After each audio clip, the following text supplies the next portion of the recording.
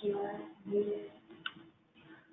morning and welcome to the February Special Education Points of Contact monthly webinar. If you can hear me loud and clear, can you go ahead and type in your chat box that you are able to hear us? We will be getting started momentarily.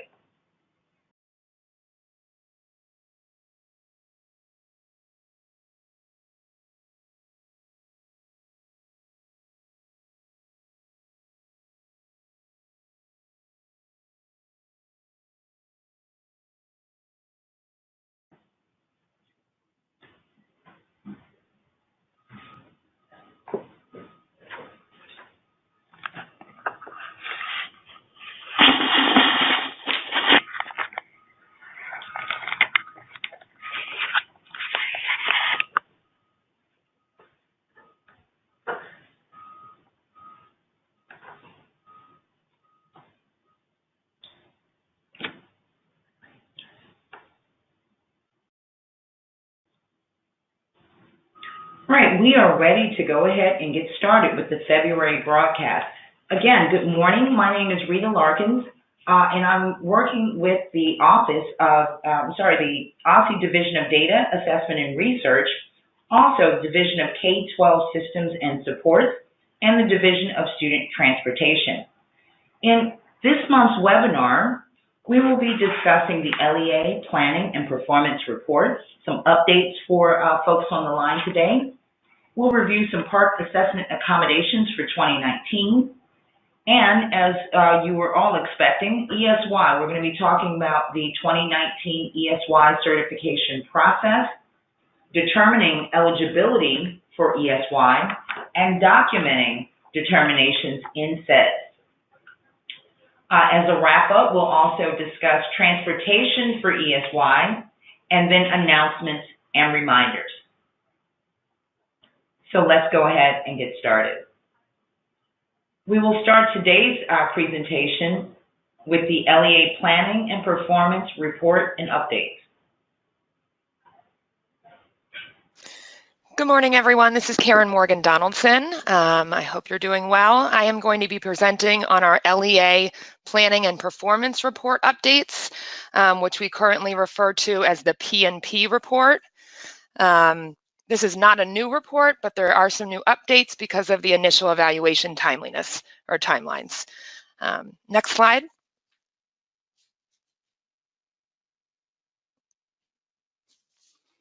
So the purpose of the LEA Performance and Planning Report is it's basically a tool for LEAs to use to assist when they're managing their caseloads related to C2B transition and also initial eligibility and reevaluation.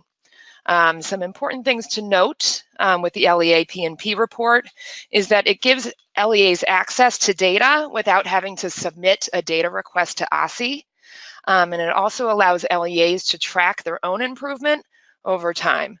So again, this is a tool for LEAs to use to manage all of the timeliness indicators related to C2B transition, initial evaluation, and of course, reevaluation eligibility as well. Next slide. So the location of the LEA P&P, this can be found in the Enterprise Reporting System, which is accessible via SLED. We also have included the direct link to the report on this slide. And the next slide, please. And in order to access this report, it's located, again, in SLED. Once you're in SLED, we have some screenshots here. Back to the next, thank you. Once you log into SLED, you want to go ahead and access the Enterprise Reporting System. And if we could, thank you. From the Reports menu, once you're in the Enterprise Reporting System, you want to look at the SEDS category. The reason this is under that category is the LEA P&P report pulls data directly from SEDS. And if you do not have access to SLED, you can go ahead and request that by contacting sled.info@dc.gov.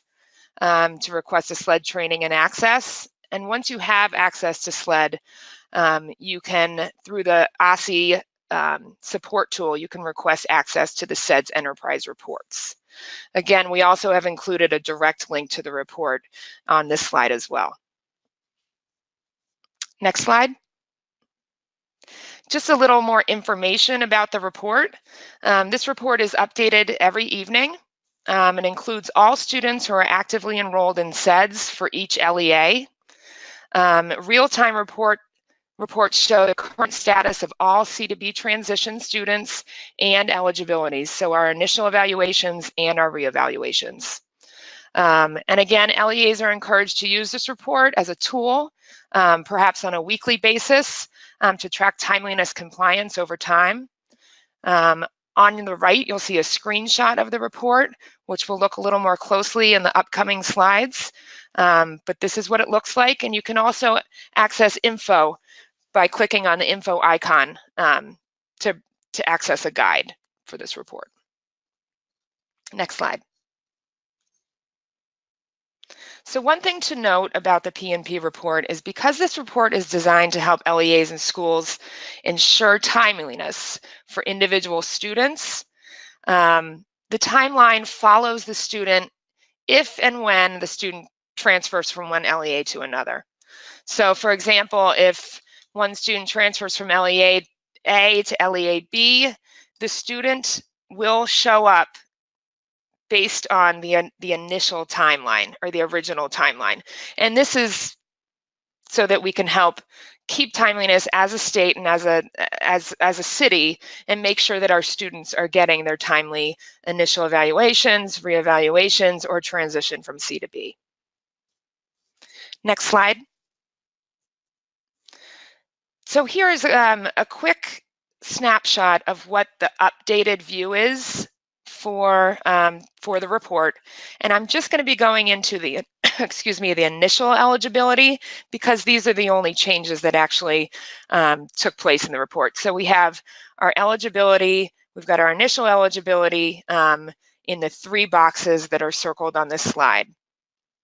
On the next slide, if you could go to the next slide.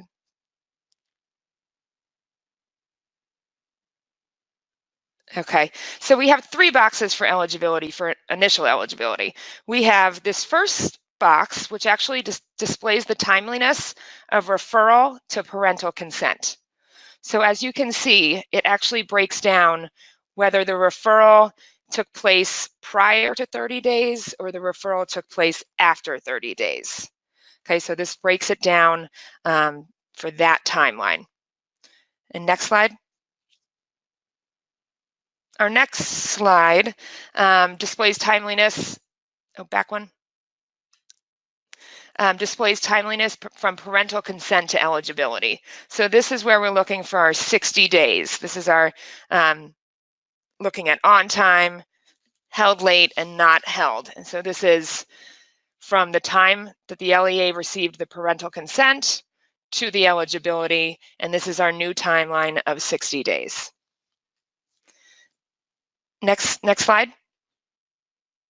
And then we have another bucket over here, another chart. This is initial eligibility anomalies. This really just displays any data anomalies. We only have one category in this box right now, and that is parental consent after eligibility, if the LEA received parental consent after the eligibility. It doesn't really make sense, but we have found a few of those, so we wanted to highlight those for LEAs when that does happen.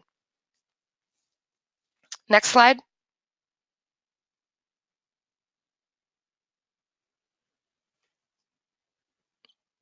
Next slide. Okay, I guess that's it. Thank you, everybody.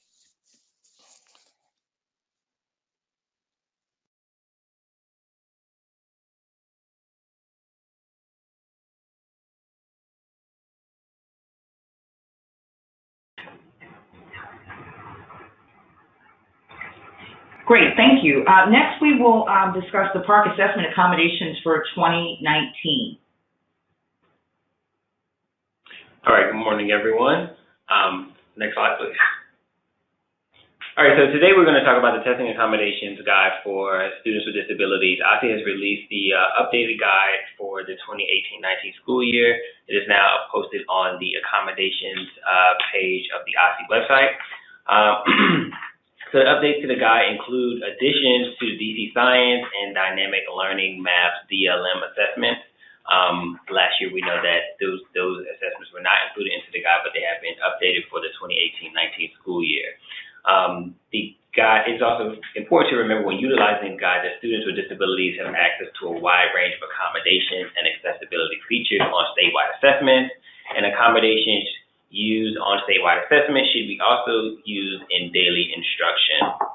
So when you reference the guide, you will see accommodations that are available for the park assessment, as well as all of the assessments that are administered throughout the District of Columbia, including MSAA, Access, DC Science, and DLM. So again, when in preparation for assigning accommodations for the park assessment, as well as any other assessment that students are participating throughout the district, please reference this guide for support. If you have questions about the guide, you can reach out to michael.craig@dc.gov, or you can locate the guide on the accommodations page of the OSSI website. Awesome, thank you. Thank you.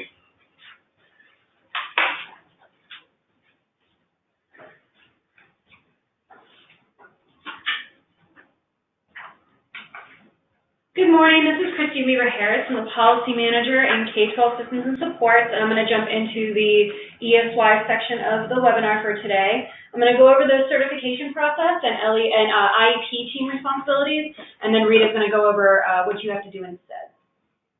So, as a reminder, eligibility for ESY services must be done at least once per year. You should do this as part of the annual IEP review. But if you conduct the annual IEP review at a time that wouldn't be appropriate to determine the ESY eligibility, this now is the season to be revisiting those decisions, or to be making those decisions and revisiting decisions that you think may need to be updated. And ESY eligibility decisions must be based on current data. LEAs have to ensure that the following decisions are made and appropriately documented in the student's IEP in a timely manner. And OSSI has some additional resources that further define what a timely manner is for these actions. So this includes determining ESY eligibility, designating special education and related services and goals. So you have to determine generally what you're doing already in the IEP, so frequency, duration, and setting of services. Like I said, ESY goal development, and also ESY related transportation services. And all of that must be completed in SEDS. There are additional responsibilities that must be completed in SLED and TOTE. And the OSSI's ESY services policy should be your guiding light when you're looking at ESY decisions. So in accordance with OSSI's policy, LEAs must certify ESY data by the first Monday in May. And this year that is Monday, May 6th. So the purpose of certification is to assist LEAs and non-public schools in planning and staffing for the summer months. And it also assists OSSI in state-level expenses and transportation needs. So, there's that additional bump for students who receive ESY and funding. And additionally, we need to know in terms of transportation for students who are eligible for ESY transportation services. An LEA is considered to have completed ESY certification when all student-level ESY eligibility determinations are completed in SEDS, ESY calendar and bell times are updated and accurate in TOTE, student demographics, eligibility, and ESY location information is confirmed in TOTE, and transportation requests for all students have been submitted in TOTE. And again, the deadline for this is Monday, May 6th. But there are also some other requirements that LEAs have to complete. So in addition to your responsibilities and SEDS around individual student eligibility, you also need to be entering ESY calendar and ESY progress report dates.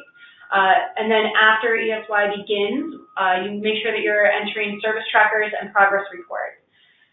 So you'll see here that we have the earliest date that you can begin these tasks and also the final deadline for completion.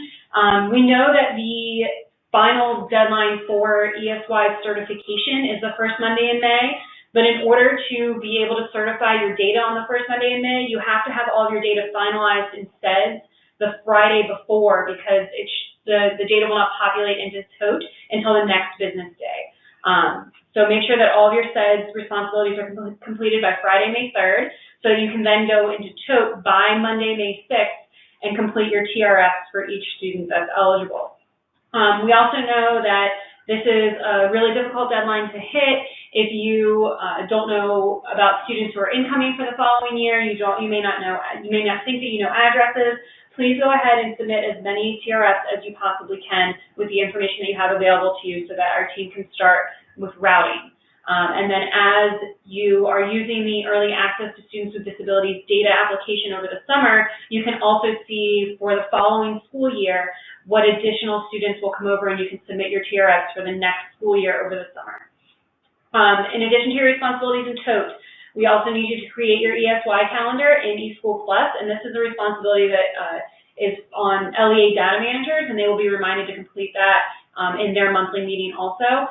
You can begin that technically now. You could input that if you wanted, but the final deadline to complete that is Friday, May 3rd.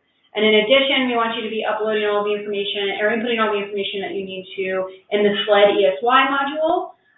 You want to input your ESY site locations by Friday, May 3rd. You want to assign each student to an ESY site location at least 2 days prior to the first day of ESY. And then as ESY is going on, you want to indicate overall ESY attendance for each student. So this is a little bit of a different timeline than what you would traditionally see because the ESY module is for the purposes of attendance. So we need you to update everything in SEDS in order to be able to submit your TRFs in TOTE. But for the purposes of attendance, you have a little bit longer timeline there. So I'm going to get into determining eligibility for ESY, and these are probably slides that look familiar to many of you. We've conducted this training in prior years, so I'll try and go through this fairly quickly. This is familiar to most people. IEP teams must use child-specific data to determine the likely impact of a break in service on the student's educational benefit. So this is an IEP team level decision, and you must utilize at least 3 months of progress monitoring data. We know that that can usually be tough to come by, so if you don't have strictly 3 months of progress monitoring data, we're asking that you use any relevant current data that can assist you in making this determination.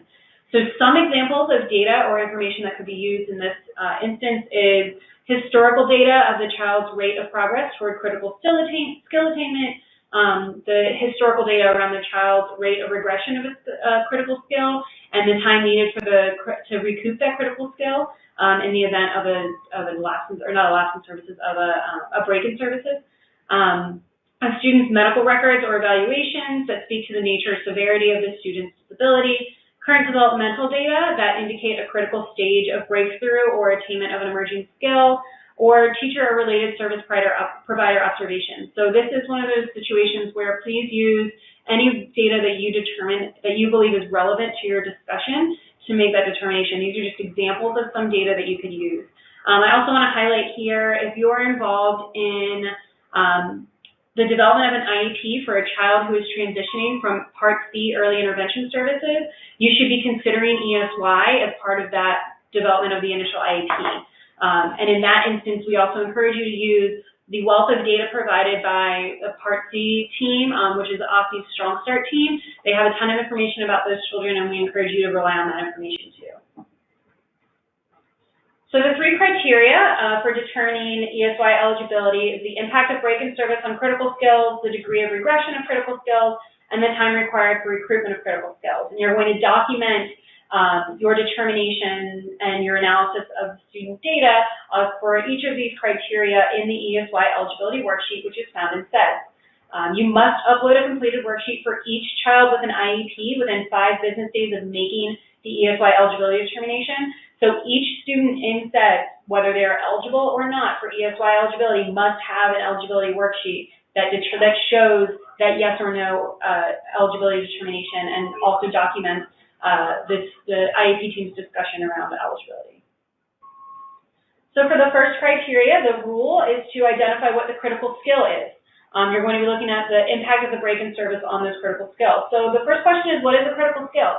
A critical skill is one that is essential to overall educational progress, and it must have an educational impact. So this includes academic skills and non-academic skills that have a direct educational impact. So, for example, social skills, functional skills, motor skills, and this is a pretty broad definition. So the definition of critical skill applies to all age groups and all disability categories. So you want to be asking yourself, will one or more of the child's critical skills be jeopardized by a break in service? And you're going to analyze data such as the nature and severity of the child's disability, the rate at which the child generally learns, the rate of regression over past breaks, and whether attainment of the skill is currently at a critical point in development. So is that kid about to like pop right over the edge of attaining this skill? And would a break in services delay or significantly affect that child attaining that skill? You're also going to look at the current service level and the length of the break, so that's the summer break. And you'll also see below here the example that Annette has used in prior years, this IEP team took a look at the student's reading levels, and in prior breaks, the student had experienced a significant regression in their reading levels. So this is just an example, and we've used this in the past. I'm not going to go all the way through it. For Criterion 2, the degree of regression in critical skills, the rule here is to use at least 3 months of progress monitoring data. And again, if that is unavailable to you, please use any relevant current data or information available to you about this student. What is progress monitoring data? It's information that is collected and measured over time, and it shows a performance trend toward or away the achievement of a specific goal in the student's IEP. And regression is a decrease in performance level or ability related to a previously attained or partially attained critical skill. So when you are considering the degree of regression that may occur with a child, you want to ask, what does the progress monitoring data suggest about the anticipated degree of critical skill regression? So you want to determine if there's a likelihood of significant regression in the student's attainment of this critical skill. So for the example, would the child need to relearn the critical skill or the skill set in its entirety? And would this be to the detriment of the student's overall educational progress? So here you are looking for the likelihood of a significant regression in the identified critical skill. And in the example here, they've determined that after this Christmas break, the student's reading skills had regressed significantly, and he was on the verge of mastering an IEP phonics skill. So there was a belief here for the IEP team that there was a likelihood of significant regression. Criteria 3 is the time required for recoupment of the critical skill. So the rule here is, due to natural regression, most children will require some reteaching for recoupment once school begins. I mean, think about going on vacation in your own work. If you take a week off, you come back and you're like, wait, what job is it that I even do anymore? It takes you a little bit to get back into the swing of things. And that is absolutely normal. For ESY determinations, we're talking about children who may require an extraordinary time for recoupment of that skill. And recoupment is the child's capacity to recover a regressed skill, critical skill to the degree that was demonstrated prior to the break in service. So what is the child's capacity to regain that skill, and how long will it take the child to regain that skill? And you also want to ask, why is time required for recoupment central to ESY eligibility decisions? So ESY services are not appropriate for students who can recoup a critical skill with a typical or within a typical amount of time, or within an amount of time that is not extraordinary. And you as the IEP team determine what you think is an extraordinary amount of time. So is the skill required for critical, or I'm sorry, is the time required for critical skill recoupment extraordinary within the context of expectations for acquisition of additional skills during the new school year? The IEP team must assess whether the time the child requires for critical skill recruitment is extraordinary. And again, in our example here, they had seen in the past, after the Christmas break, or even after missing a few days, the student takes some extraordinary time to recoup this critical skill to his previously attained level. So in this instance, the student was eligible for ESY services. So in making these determinations, a couple of helpful discussion questions for the IEP team may be, without ESY services, will the child be able to benefit from and make adequate progress related to his or her educational program during the school year. Without ESY services, is there a likelihood that the child will need a more restrictive placement in the upcoming school year? Are there any children whose ESY needs have changed since the annual IEP review? And if so, the student's IEP needs to be amended. If there are any students that you can think of that may have inappropriate or outdated ESY services or eligibility decisions, it just said something about. Oh, there we go. Please go back and amend the IEPs for those students. So if you have students who you believe may have inappropriate or outdated ESY eligibility determinations, please complete an IEP amendment. And are there any children with IEPs who are starting school for the first time who may need ESY services? So this also relates to the children transitioning from Part C.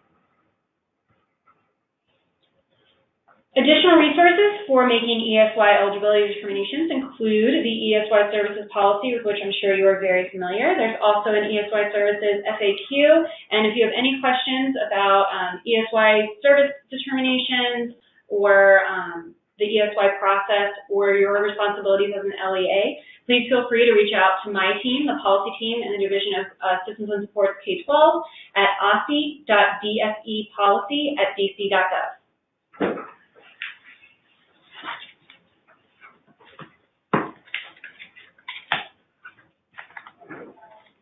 Thank you so much, Christy. Now that we have reviewed all of the policies and things related to ESY, let's talk about documenting your ESY determinations in SEDS. As most of you are familiar with this IEP process, the screen that I'm displaying right now basically shows you where to go for the extended school year tab. You will access that in order to enter your ESY determination. So your IP team is going to follow the criteria that Christy just outlined for determining the eligibility for the student. So you will have to enter these or upload these worksheets into SEDS. Once your team has made the determination, you will check the box yes or no for the decision. This will open up additional options for you once you say yes or no. And then you also have the ability to upload your ESY criteria worksheet. You actually have to do that in order to move on to the next step. You'll document the appropriate ESY goals and services for the student. Note, information on how to develop appropriate goals and services during ESY can be found in Module 1 of the ESY training series. Okay, so the differences here, I just want to make sure that everyone is aware, when you choose Denote ESY Goals, you are actually pulling a goal from the annual IEP into ESY.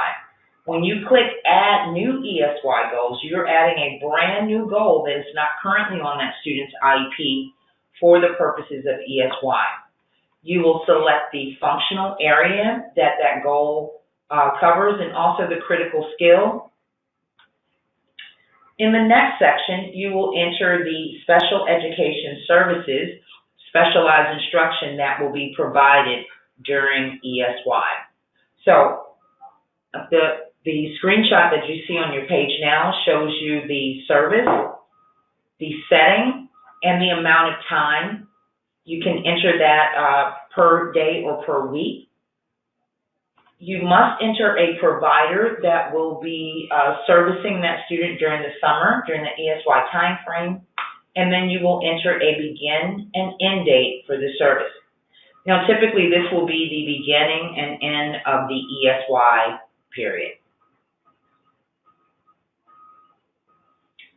In the next section, where we talk about ESY Transportation Eligibility, the ESY-related transportation worksheet needs to be completed, and it also aligns with the special education transportation policy. The IEP team is going to complete the worksheet for each student that's eligible for ESY. The worksheet will be uploaded into SEDS, as typically that should be done within 5 days of the eligibility decision. And then if the child is found eligible for ESY Transportation, the LEA will complete the request in total. In SEDS, you will see an indicator for ESY Transportation Services. If the student has met the criteria for ESY Transportation, you'll check yes or no, and then you are instructed to complete the next steps in total. So you have to also verify that information in total. Okay, so once you say that that you are indicating that the student is receiving ESY Transportation, you can also indicate if it's the identical to the regular school year transportation on the same page. Under ESY Transportation, there's a little checkbox for you to say if the student is going to a different location, and then you also have the ability to document what basis that student qualified for transportation. So you'll see the options for transportation on your drop-down, ASP, MSS, or STS categories, and then the mode of transportation should also be selected.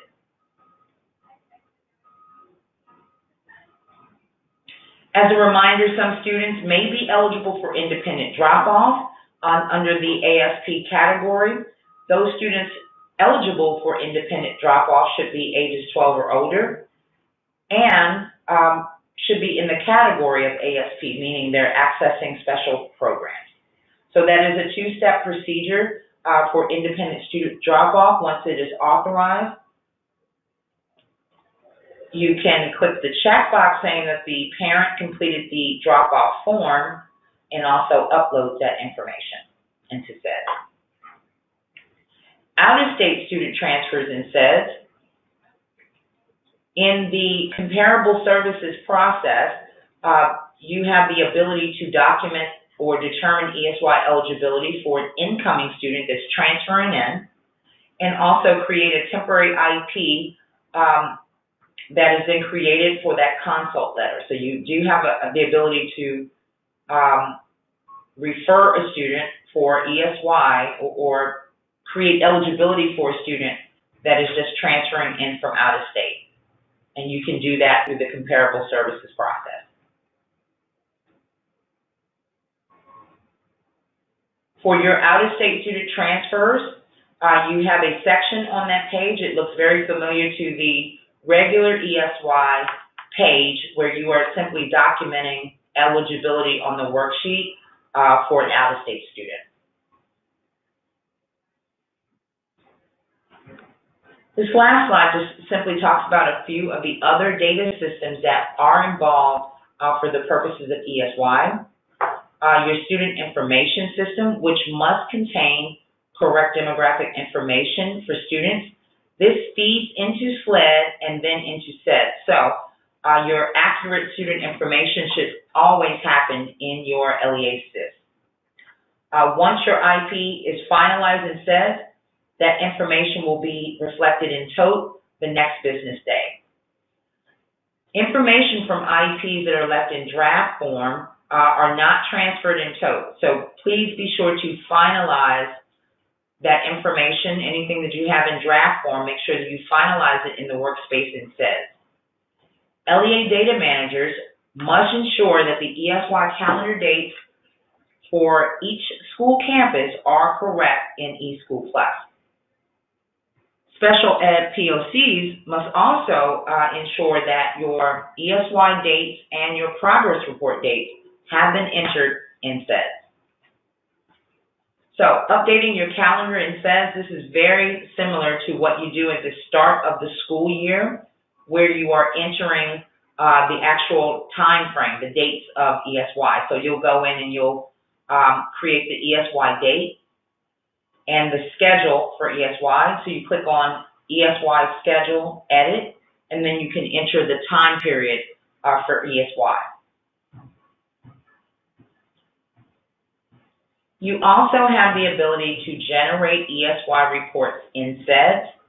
So under the School System tab and then to Reports, you can generate a PDF or Excel version of the ESY report. This will show you associated schools and also ESY goals. And you can generate that report to show all students at your school that will be receiving ESY and also transportation. How to read the SEDS ESY report. You'll go to the My Reports page within SEDS.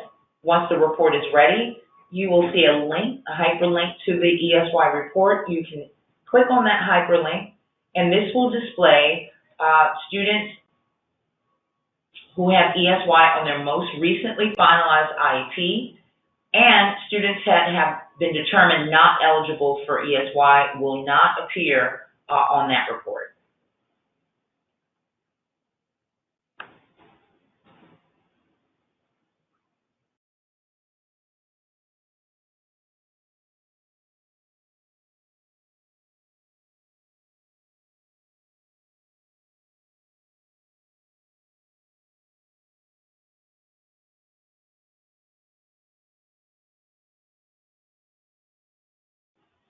Okay, so in this next section of information that we're going to cover, we're going to talk about ESY and the transportation roster report. And that basically provides a snapshot of the number of students that will be receiving transportation. You can see in the screenshot at the bottom. So you see the number of students eligible for transportation, the number of students eligible for ESY, and the number of students that are eligible for ESY transportation. And we'll be hearing a little bit more from our transportation team about this in just a moment.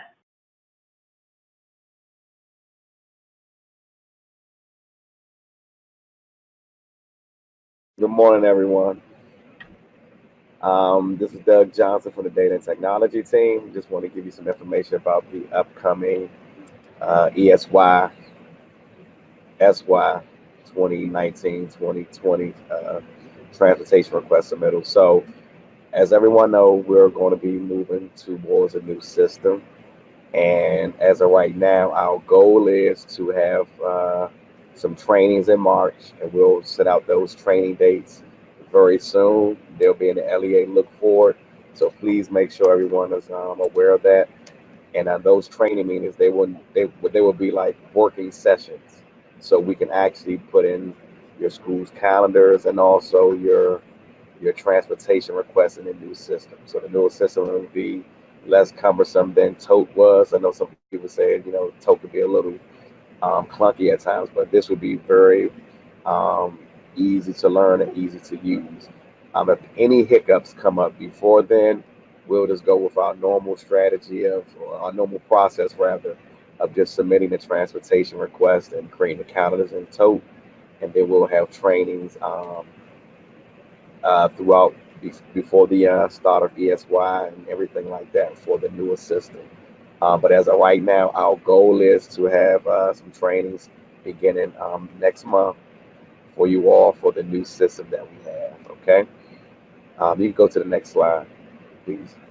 And as stated earlier, just make sure that if you are a non-pub or public charter school, that you're talking to your heads of school to make sure the calendars are ready. If you are going to be at ESY school, and if you all can get your SY 2019-2020 calendars into play as well, that'll help us also. And just giving you an update on the newer system. It's going to be easy to use, cloud-based. LEA should continue to think about using TOTE, but like I said before, we'll be letting you all know the training dates very, very soon. So as soon as we know anything about, as soon as we have that communication go out, we can reach out to you all as well who are on this webinar distro list as well, so we can make sure people are enrolling in the training classes. Tentatively, the training classes will be here at 1050 First Street. So again, just be on the lookout for those LEA look forwards with that information in there. Next slide, please. And as always, ESY deadline is the first Monday in May. So just make sure that, you know, if you are going to have ESY at your school, or if your student is going to another school for ESY, just make sure that school calendar is updated with the correct bell times and the correct, you know, dismissal information as well. And just also make sure your student demographic information is correct, as far as where they live, where they're picked up from, and their eligibility information as well. So if there are any questions about ESY, just always reach out to us on the TOE support line. Our number is 202-556-5520, or you can email us at dot.data@dc.gov. And that's all the updates that I have right now on transportation. Thank you.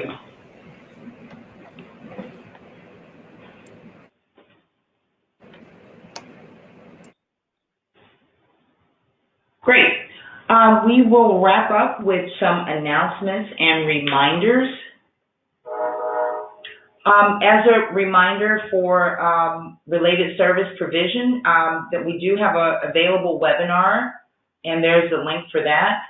Navigating initial eligibility, we also have a link, and your SEDS basic user guide. As always, the LEA Look Forward newsletter will contain updates, relevant updates for you that comes out. And you should start seeing information about the,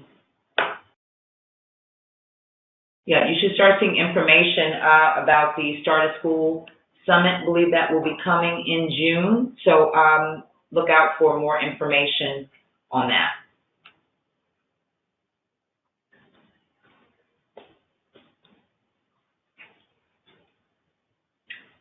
That concludes the information for our broadcast for today. If you have questions, please use the chat window to enter your questions now. We'll stay on the line just a little while longer to answer a few of those questions.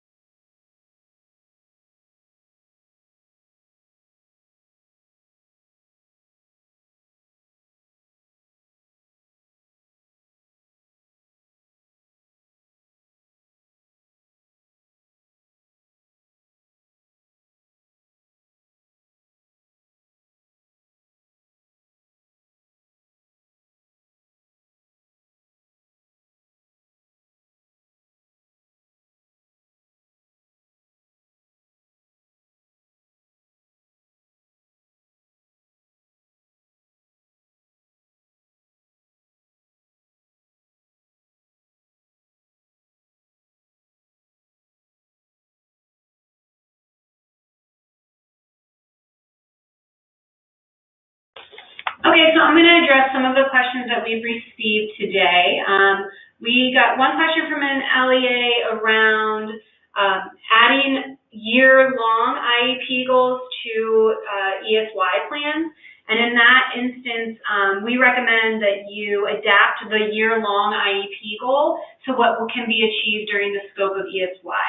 So when you're designing ESY services and goals, you want to be specific to that time frame and what the student can or is expected to achieve specifically during the ESY time frame.